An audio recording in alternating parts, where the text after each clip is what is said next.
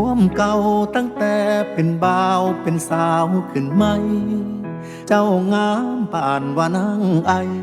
อายก็ได้ฉายาผาแดงไทยบ้านว่าเหมาะสมเป็นสิ้นสองตอนอ่อนเที่ยให้แต่งเพิ่นอยากเห็นเขาหาเขาแพงเบิ่งแย่งกันฮอดฟังฟันแต่หลายปีผ่านย้อนเงินย้อนงานแล้ววันเวลาเฮ็ดให้ฮักเขาห่างป่าโชคชะตาพัดพาจากกันข่าวว่าน้องนางไอมีคนป้อนไข่ได้ข่าว